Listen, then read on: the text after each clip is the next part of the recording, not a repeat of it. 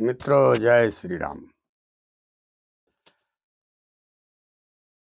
प्रिय सज्जनों, आज हम एक ऐसे गूढ़ और नीति श्लोक की चर्चा करने जा रहे हैं जिसमें वास्तव में आदर्श जीवन का एक रहस्य भरा हुआ है। वैसे धर्म ग्रंथों में हमारे पुरुषों ने कुछ छोड़ा नहीं है। जीवन को सुखी बनाने के तमाम सिद्धांत भरे पड़े हैं, लिखे हैं महापुरुषों ने। एक एक श्लोक ऐसा है कि आपका पूरा जीवन बदल देगा। उन्हीं श्लोकों में से एक श्लोक बड़ा ही सुंदर हमारे महापुरुषों ने लिखा है कि कारे सुमंत्री बचने सुदासी अभोजे सुमाता सैने सुरंबा धर्मानुकूला क्षमया धरित्री भार्या च खड्गुणवती दुर्लभा। महापुरुषों ने लिखा है कि एक आदर्श जीवन संगिनी, एक सहधर्मिणी वास्तव में होना कैसी चाहिए। ऐसी जीवन साथी बहुत दुर्लभ है, मिलना मुश्किल है। वो क्या, वास्तव में पत्नी एक पत्नी ही नहीं होती है, वो जीवन में कई तरह से चरित्र पेश करती है। महापुरुषों ने लिखा है कि कारे सुमंत्री बचने सुदासी। यदि आपने कोई कार्य सोच लिया है, कोई काम करने के विचार बना लिया है, तो एक पत्नी जो होती है वो मंत्री की तरह से बड़ी साफ सुथरी सलाह देती है।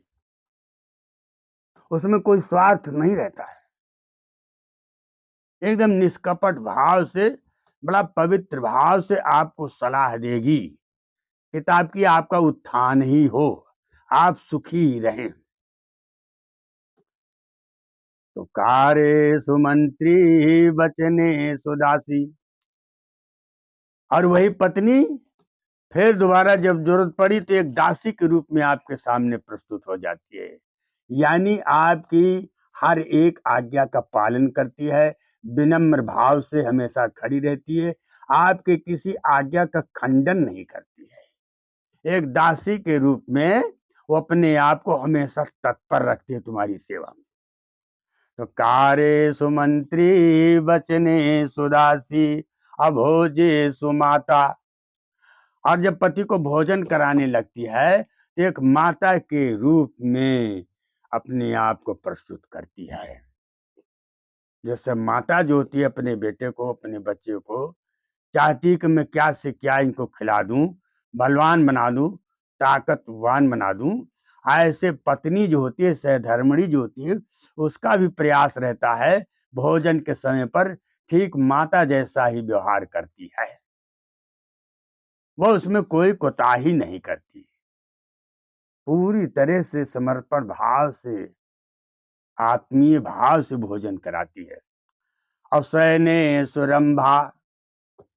और वही पत्नी जो कहीं मंत्री के रूप में थी, कहीं दासी के रूप में थी और कहीं माता के रूप में थी, वही जब आप शयन करने जाएंगे, विश्राम करने जाएंगे, तो एक अप्सरा की तरह से आपके साथ, आपके आनंद में पूरा पूरा सहयोग करती है। वो आपकी सेवा में कोई कोताही नहीं करती है।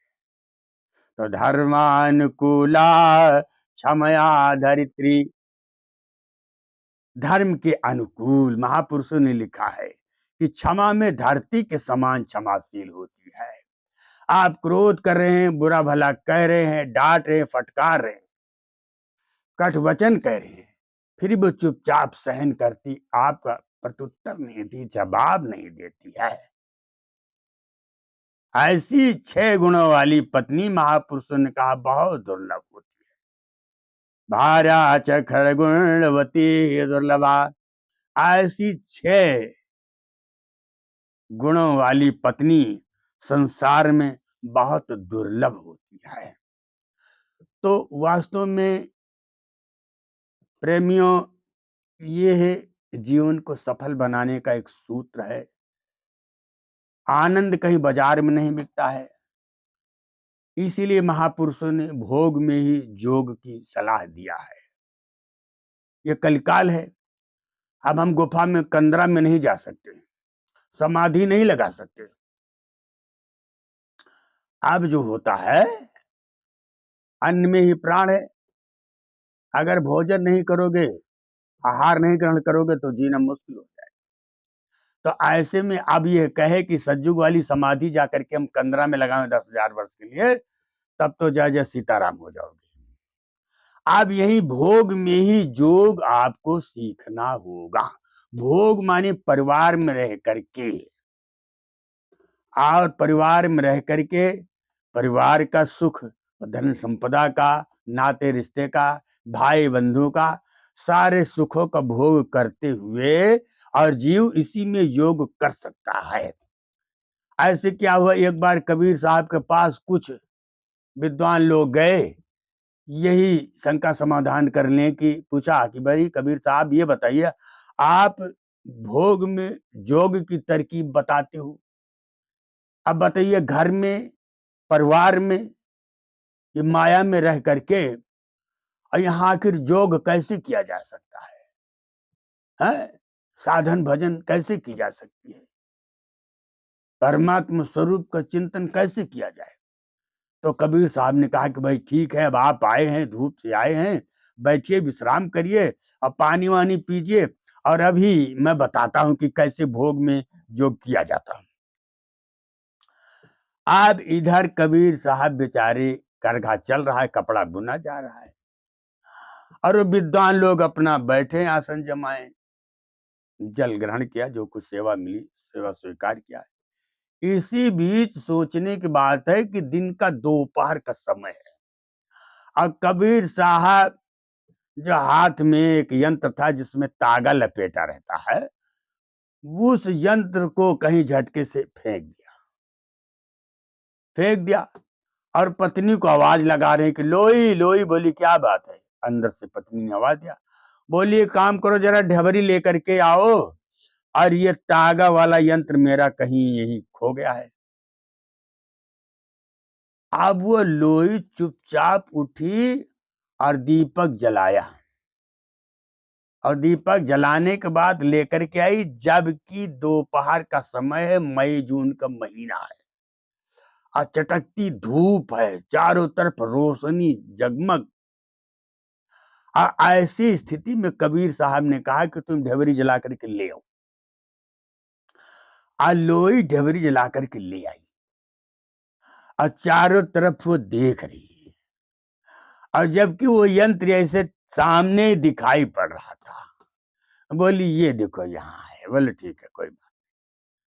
तो वो जो विद्वान लोग आए थे, उन्होंने कहा कि बाबा ये बताओ, इतनी खिली धूप में और आपने ढेबरी जला करके मंगाया, हम समझ नहीं पाए।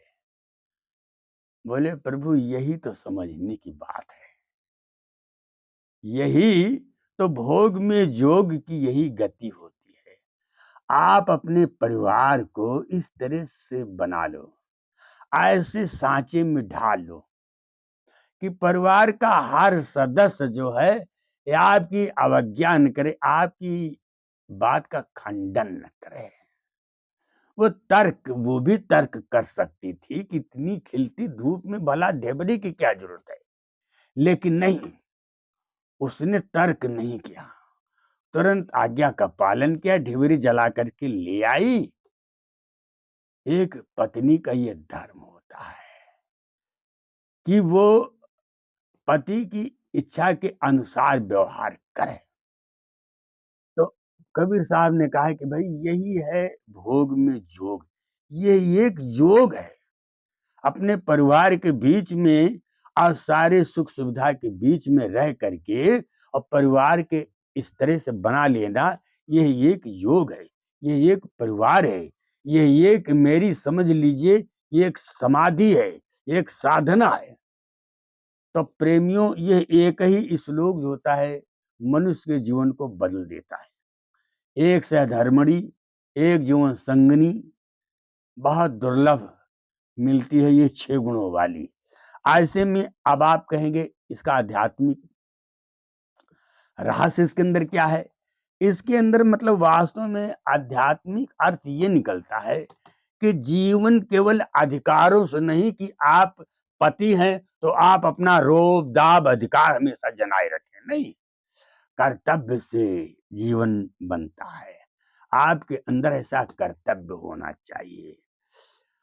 और संबंध केवल शब्दों से नहीं बनता है, संबंध जो होता है व्यवहारों से बनता है।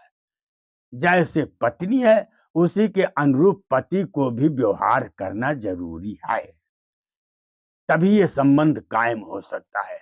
नहीं तो कितनी भी सद्गुणी पत्नी हो, लेकिन अगर निकृष्ट पति मिला है तब वो तो उसके सारे गुणों को नष्ट कर देगा। ऐसे घर जो होता है वो केवल दीवारों से नहीं बनता है। घर जो होता है वो केवल दीवारों से नहीं बनता, बल्कि आपके गुणों से घर बनता है। अगर आपके अंदर सद्गुण हैं, अच्छे विचार हैं, अच्छे संस्कार हैं, अच्छे कार्य व्यवहार हैं, तो आपका घर स्वर्ग के समान होगा।